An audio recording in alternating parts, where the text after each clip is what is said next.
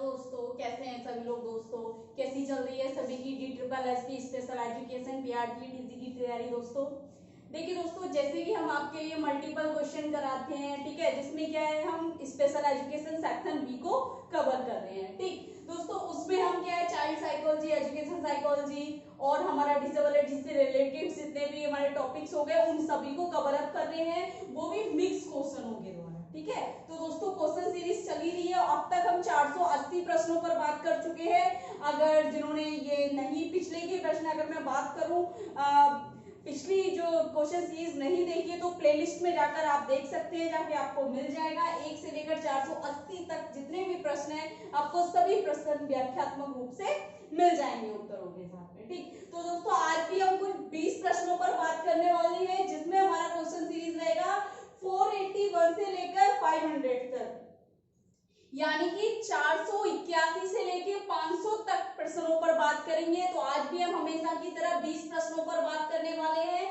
तो दोस्तों आप एक कॉपी ले लीजिए, एक पेन ले लीजिए, ताकि कहीं भी आपका कोई आंसर चूक ना जाए आप या भूल ना जाए, उसको नोट करते रहिए और लिखते रहिए। ठीक है, चलिए स्टार्ट करते हैं दोस्तों। 481 481 प्रश्न नंबर देखिए। अधिगम कर्ता हेतु अधिगम का मुख्य आधार क्या होता है?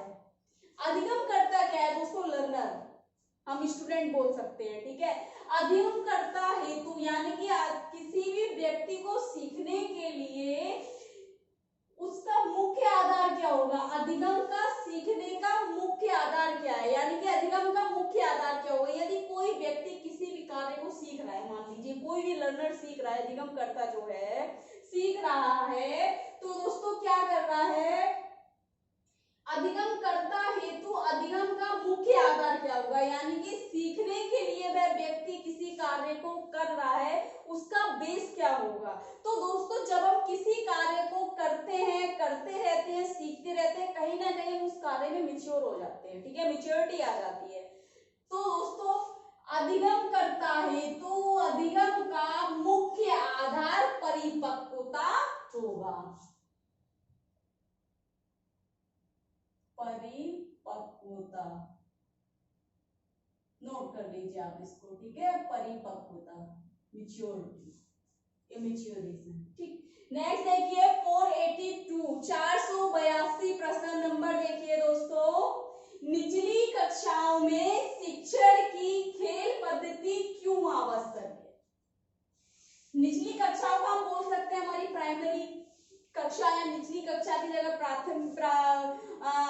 प्राइमरी क्लास आ सकता है यहाँ पर। ठीक है, तो दोस्तों निचली कक्षाओं में या प्राथमिक स्तर पर, ठीक है, इस तरीके से आ सकता है, प्राथमिक स्तर पर या निचली कक्षाओं में शिक्षण की खेल पद्धति क्यों आवश्यक है? तो दोस्तों खेल पद्धति के द्वारा जब बच्चे खेलते हैं, एक समूह में खेलते हैं, ठीक है, अब जब समूह में खेलते हैं समूह के नियमों का पालन करते हैं, ठीक है, जितने भी हमारे खेल के लिए नियम बनाए गए उनका पालन करते हैं, तो कहीं ना कहीं इन सभी क्रियाओं से बच्चों में सामाजिकरण का विकास होता है। तो क्यों आवश्यक है? बच्चों के लिए सामाजिकरण के विकास के लिए आवश्यक है। ठीक है, छात्रों के सामाजिकरण के लिए, सामाजिकरण के लिए।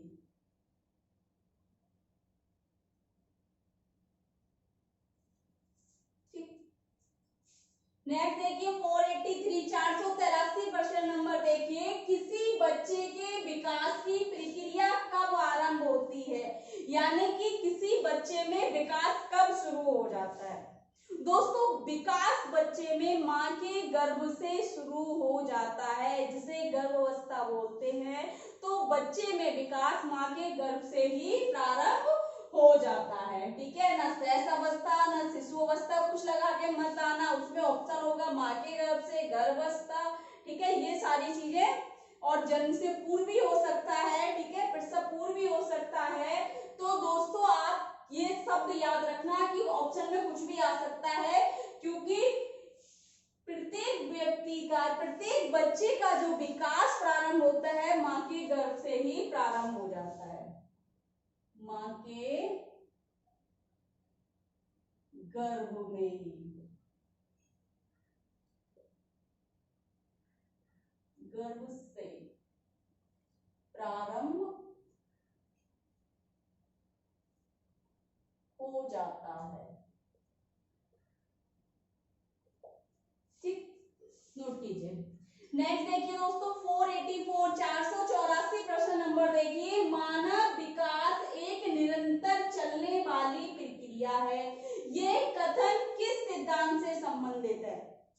सभी जानते हैं दोस्तों कि मानव या व्यक्ति क्या है, हर व्यक्ति में, हर बालक में क्या है, एक निरंतर चलने वाली प्रक्रिया है। हर समय, हर स्थिति में, ठीक है, हर परिस्थिति में, हर वातावरण में हम कुछ ना कुछ सीखते हैं। भले हम खाली बैठे हो फिर भी हमें लग रहा है हम कुछ ना कुछ सीख रहे हैं। ठीक है, तो दोस्तों क्या है ना कि हर व्यक्ति, हर परिस्थिति, हर वातावरण में, ठीक है, हर सिचुएशन में कुछ ना कुछ सीखता रहता है और हर अवस्था में सीखता रहता है। तो जो सीखने की प्रक्रिया एक निरंतर प्रक्रिया है और जीवन प्रयत्न चलती है। अगर हम बात करें तो जन्म से लेकर मृत्यु तक, गर्भावस्था से लेकर मृत्यु तक चलने वाली एक निरंतर प्रक्रिया है। तो ये कह रहे हैं मानव विकास एक निरंतर चलने वाली प्रक्रिया है। यह कथन किस सिद्धांत से संबंधित है? दोस्तों विकास का जो सिद्धांत है हमारा, निरंतरता का सिद्धांत, उस सिद्धांत से संबंध है कि बच्चे विकास की प्रक्रिया, विकास एक निरंतर प्रक्रिया है। तो किससे संबंधित है ये? निरंतरता के सिद्धांत से, विकास के निरंतरता के सिद्धांत से। ठीक है, नेक्स्ट देखिए 485 485 प्रश्न नंबर देखिए, माता पिता से संतानों को प्राप्त होने वाले गुणों को क्या कहा जाता है? जो गुण हमें हमारे माता पिता द्वारा मिलते हैं या किसके द्वारा मिलते हैं, उन्हें क्या कहा जाता है? ठीक है, तो क्या कहा जाता है? जो माता पिता से संतानों को गुण प्राप्त होते हैं उनको क्या कहा जाता है? वंशानुक्रम, वंशानुक्रम। ठीक, नेक्स्ट देखिए 486 486 प्रश्न नंबर देखिए, आनुवांशिकता के मूल संभाग किसे माना जाता है? आनुवांशिकता के मूल संभाग किस द्वारा हमारे अंदर जेनेटिक कोई समस्या आती है, किसके माध्यम से? तो जीन्स के माध्यम से। तो क्या कहा जाता है, क्या माना जाता है? जीन्स। ठीक है, संभाग किसे माना गया है? जीन्स को माना गया है, जीन्स को, नोट कर लो। नेक्स्ट देखिए 487, किसी बालक की आयु में वृद्धि होने के साथ साथ उनमें उत्पन्न होने वाली व्यक्तिगत भिन्नताओं का क्या कारण है? प्रश्न समझिए पहले क्या कह रहा है। किसी बालक की आयु में, जैसे जैसे बालक बढ़ता है उसमें वृद्धि होती है, विकास होता है, उसके वृद्धि के होने के साथ साथ उत्पन्न होने वाली व्यक्तिगत भिन्नताओं क्या क्या कारण है? यानी कि जब कोई बच्चा बड़ा हो रहा है, उसके शारीरिक रूप से वृद्धि हो रही है, मानसिक रूप से वृद्धि हो रही है, तो दोस्तों उसमें जो व्यक्तिगत भिन्नताएं उत्पन्न हो रही है, व्यक्तिगत भिन्नताएं कौन कौन सी, सोचने समझने की, ठीक है, तो उनका क्या कारण है? कह रहे हैं कि वृद्धि होने के साथ साथ उत्पन्न होने वाली व्यक्तिगत भिन्नताओं का कारण क्या है? व्यक्तिगत भिन्नताओं का कारण है दोस्तों, जब व्यक्ति में मानसिक विकास में वृद्धि होगी, वह सोचना समझना स्टार्ट करेगा, प्रारंभ करेगा और अच्छे स्तर पर करेगा, तो औरों के प्रति अलग होगा, उसका भिन्न होगा, अलग अलग दर में होगा। तो मानसिक विकास के कारण सबसे पहला, दूसरा हो गया शारीरिक विकास के कारण, और तीसरा हो गया संवेगात्मक विकास के कारण। यानी कि इसके जो कह रहे हैं व्यक्तिगत भिन्नताओं के कारण, तीन कारण है, नोट कर लो आप। पहला है शारीरिक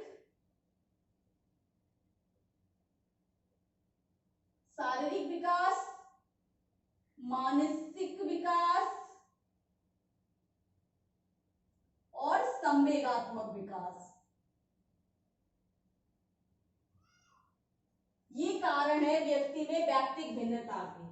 ठीक है, नेक्स्ट देखिए दोस्तों 488, संज्ञान का सामान्य बोलचाल में क्या अर्थ है? संज्ञान क्या है, कहते हैं ना संज्ञान, जीन पियाजे का जो शब्द है संज्ञान का सामान्य बोलचाल में अर्थ है दोस्तों जानना, किसी चीज को जानना। ठीक, लिख लीजिए आप। नेक्स्ट देखिए 489, किसी बालक के अवशेषित होने की दशा क्या कहलाती है?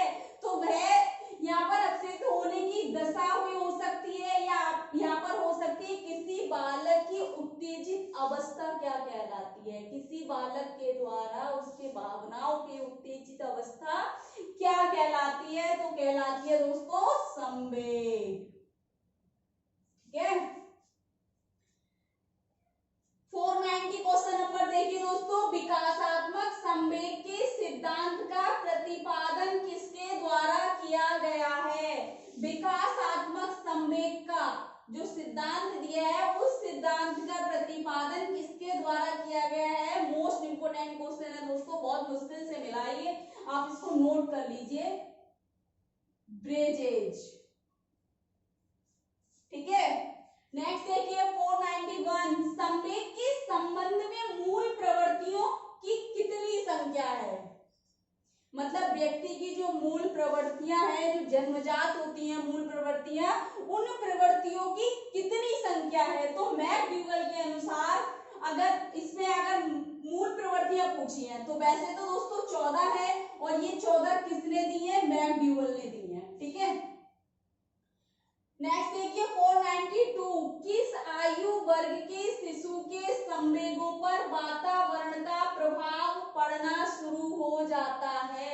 यानी कि एक वो आयु पूछ रहे हैं, किस आयु वर्ग के शिशु के संवेगों पर वातावरण का प्रभाव पड़ना शुरू हो जाता है? आपसे एक आयु एक एज पूछ रहे हैं, तो 5 से 6 वर्ष तक के बच्चे पर क्या है? वातावरण का प्रभाव पड़ना प्रारंभ हो जाता है। नेक्स्ट देखिए 493, पियाजे के अनुसार कोई बच्चा किस अवस्था में अपने परिवेश की वस्तुओं को पहचानने एवं विभेद करने लगता है? मोस्ट इंपोर्टेंट क्वेश्चन, इजी भी है और हर एग्जाम में आता है, आप ऐसे से देख लीजिए टीचिंग का, चाहे सुपर टेट हो गया, सी टेट हो गया, यूपी टेट हो गया, DSSS भी हो गया। ठीक है, तो इसमें देखिए पीआरटी, टीजीटी या पीजीटी कोई सा भी हो गया। ठीक है, पियाजे के अनुसार कोई बच्चा किस अवस्था में अपने परिवेश की वस्तुओं को पहचानने एवं उनमें विभेदीकरण करने लग जाता है? तो मूर्त संज्ञानात्मक अवस्था, पूर्व संज्ञानात्मक अवस्था, सॉरी,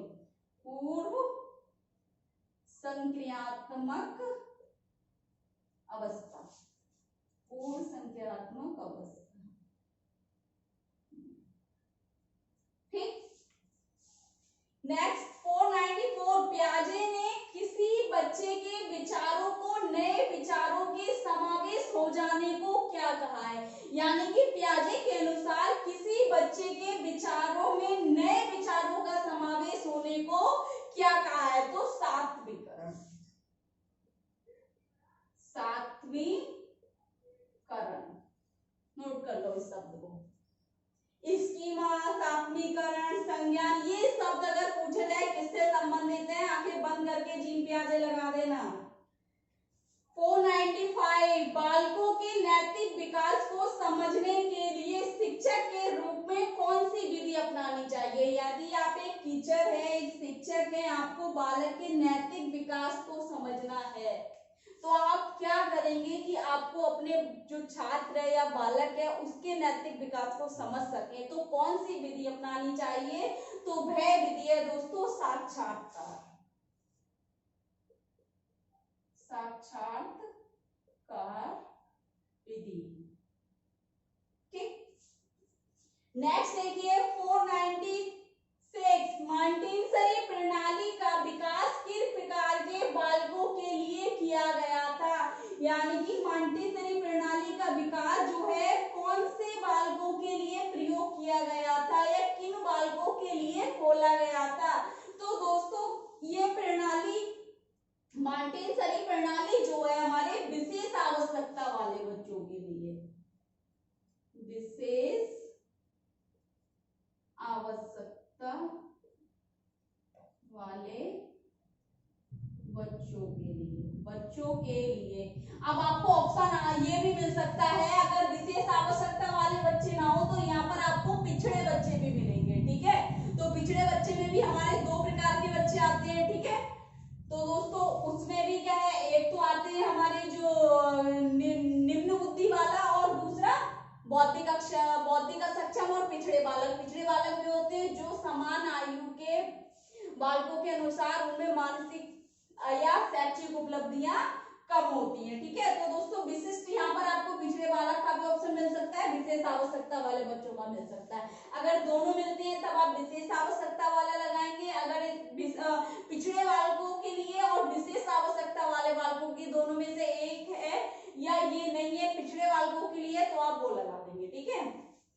नेक्स्ट देखिए 497, अधिगमकर्ता के अधिगम को प्रभावित करने वाले व्यक्तिगत कारण कौन से हैं। यानी कि किसी लर्नर को सीखने को प्रभावित करने वाले व्यक्तिगत कारण कौन से, इंडिविजुअल जो उसके कौन से हैं। तो दोस्तों पहला भाषा, ठीक, सबसे पहला आ गया उसकी भाषा, ठीक, दूसरा आ गया उसका लिंग और तीसरा समुदाय। नेक्स्ट देखिए दोस्तों 498, बुद्धि परीक्षण का जनक किसे कहा जाता है। बुद्धि परीक्षण का जनक विनय को कहा जाता है।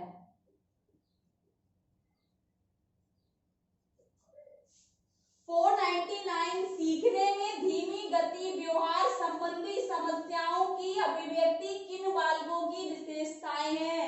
देखिए दोस्तों 499 प्रश्न की सीखने में धीमी गति, एक बार विशेषताओं पर ध्यान दीजिए, समझ आ जाएगा। देखो सीखने में जिन बच्चों में धीमी गति पाई जाती है, तो सीखने में धीमी गति व्यवहार संबंधी समस्याओं की अभिव्यक्ति किन बालकों की विशेषताएं हैं। तो दोस्तों ये विशेषताएं हैं पिछड़े बालकों की,